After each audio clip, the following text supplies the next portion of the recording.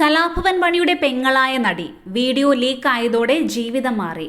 Cinema എന്ന മാസ്മരിക മായിക ലോകം വിജയങ്ങളുടേതു മാത്രമല്ല, വെല്ലുവിളികളുടെയും അപ്രതീക്ഷിതമായ ചതിയുടെയും കൂടിയാണ്. ആ ചതിക്കുടികളിൽ വീഴാതെ മുന്നേറുന്നവർ വിജയം കുറിക്കും. മറ്റു ചിലർ വീണെടുത്ത് നിന്ന് ഉയർത്തെഴുന്നേൽക്കും. തന്റെ കൗമാരപ്രായത്തിൽ സിനിമയിലെത്തിയ ഈ താരം സിനിമാ കുടുംബത്തിലെ അംഗമാണ്. നടൻ കലാഭവൻ മണിയുടെ അനിയത്തി വേഷം ഈ നായികയ്ക്ക് മലയാള സിനിമയിൽ ഏറെ ശ്രദ്ധ നേടിക്കൊടുത്തു. എല്ലാത്തിനും ഒരു അന്ത്യമുണ്ടെന്ന് പറയുന്നത് പോലെ ഒരൊറ്റ വീഡിയോ ലീക്കിലൂടെ ആ നായികയ്ക്കും കരിയറിൽ ഒരു വൻ തിരിച്ചറിവാണ് ഉണ്ടായത്. താജ്മഹൽ എന്ന സിനിമയിൽ അഭിനയിക്കുമ്പോൾ നടി റിയ സെന്നിന് പ്രായം വെറും 19 വയസ്സ്. ഭാരതി രാജ സംവിധാനം ചെയ്ത ചിത്രം റിലീസ് ചെയ്തത് 1999.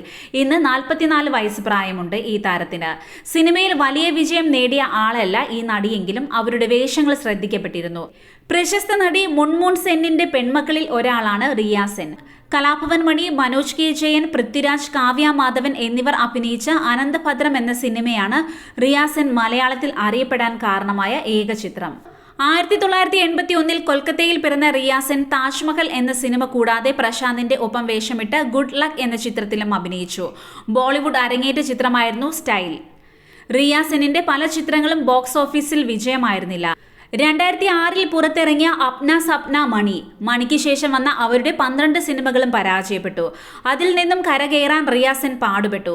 2016 പുറത്തിറങ്ങിയ ഡാർക്ക് ചോക്ലേറ്റ് എന്ന സിനിമയിൽ അവർ ശ്രദ്ധ നേടി.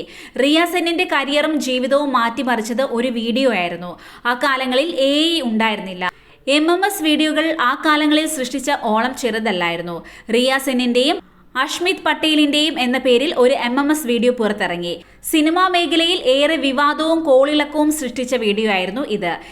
ഈ വീഡിയോ ഫേക്ക് ആയിരുന്നു എന്ന് റിയ സെന്നും അഷ്മിത് പട്ടേലും പ്രതികരിച്ചു. അതിനു പിന്നാലെ റിയ സെന്നിന്റെ സിനിമാ അവസരങ്ങൾ കുറഞ്ഞു.